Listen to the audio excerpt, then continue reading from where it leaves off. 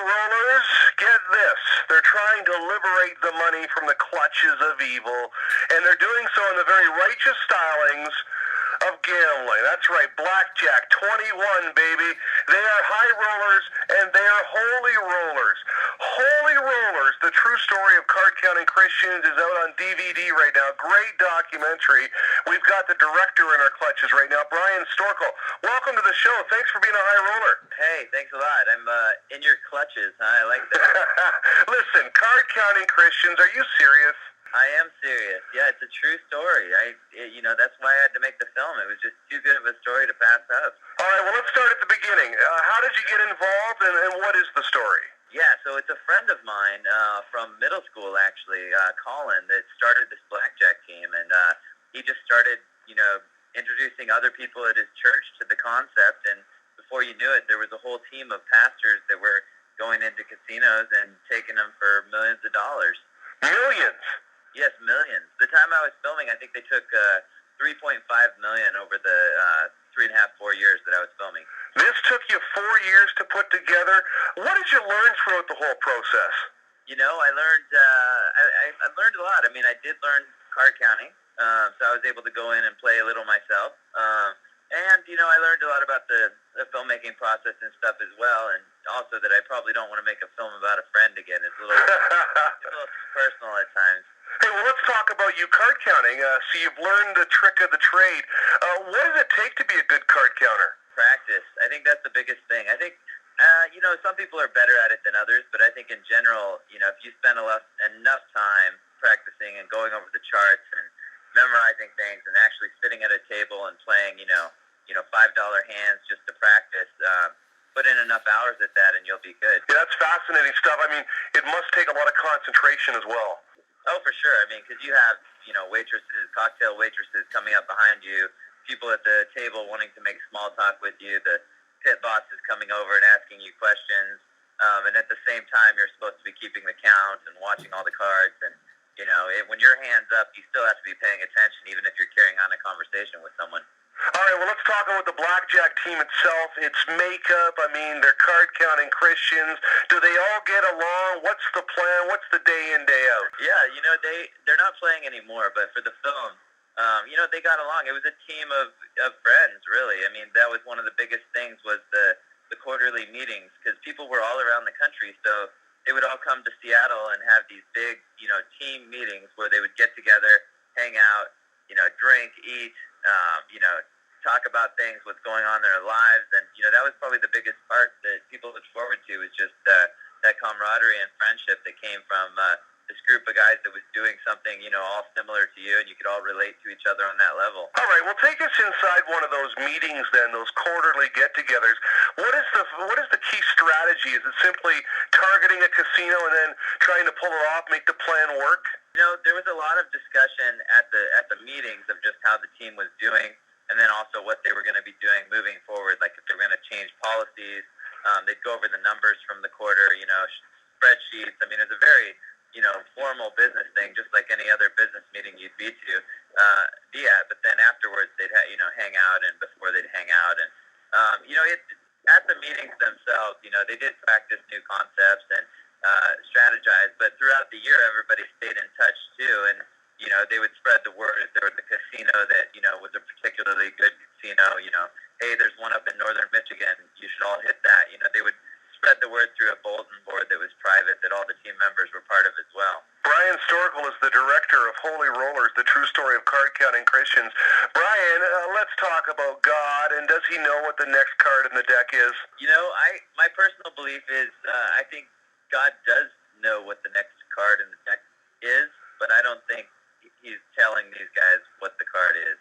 And one of the guys in the film makes a statement that, yeah, God knows, every hair on my head. He knows the smallest details, and he knows what order the cards are in the shoe.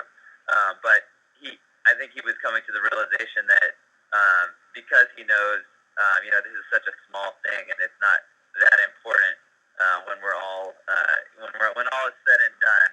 The cards and the outcome of the cards is not a big deal. God already knows it, and he's in control of it, so I shouldn't worry about it. I understand that the church does not approve of gambling, so how how does the team and how does its members justify the fact that they're gambling inside a casino in the efforts to make millions? Right. I think most, that is true. A lot of traditional churches and conservative ones are against it.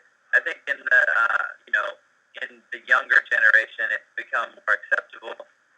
One thing to understand is like these guys are not advocates of gambling either. They're not saying go out and put all your money into a casino. And most of these guys had never even been in a casino before they started counting cards. The reason they're doing this is because they have strategy and a system, and they're playing, math in order to generate money, and so they realize it's not a gamble. But I don't think these guys have a problem with somebody going to the casino and spending $100. But there are churches that do have a problem with that, and they definitely came against these guys for what they were doing, and were very, very much saying, hey, you're sinning, like you shouldn't be doing this. Well, when you're talking about millions of dollars, you have to talk about that little old thing, that eye in the sky, security. I mean, Sure. Were the team members wearing disguises? Was it that bad at times? Occasionally they wear disguises, but there's so many casinos in the country that it's, basically, they would go from one to the next and, just play as long as they could until they would be kicked out. And even after you've been kicked out of a casino, you can usually go back and still get a little bit of play in. It takes a little while for them to catch on. And in Vegas or somewhere, if you get 30 minutes to play in and get asked to leave, there's another casino, 10-minute walk, you can get to the next table. Listen, I got a two-parter for you. First of all, how does this documentary compare to the big screen flick 21? And secondly, what did you as a director learn throughout this 4-year process? I mean, it must have been fascinating. Yeah, so compared to 21, there are some similarities. I think that film is exaggerated a bit, as most big Hollywood flicks do.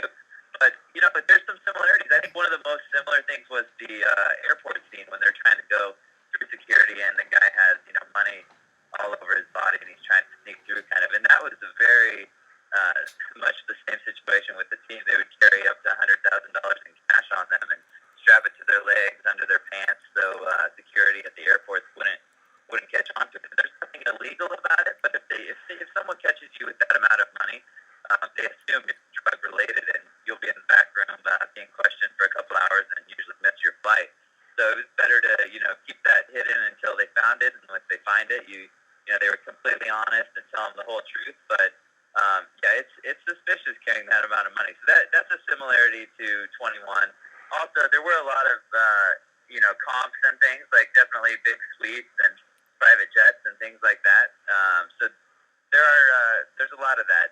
And then as far as what I learned, I've learned, like I said, I learned a lot about card counting, and I think I learned the biggest thing is that I don't really like being in casinos. It's stressful to me now after this whole experience, not knowing when, a surveillance guy, a security guy, and a dude is going to tap you on the shoulder, and, escort you off the property, and you're being liked and loved 1 minute with, comps and suites and all sorts of crazy things, and the next minute you're their worst enemy, and you're, in the back room or handcuffed or, just escorted off the property in a very unfriendly situation.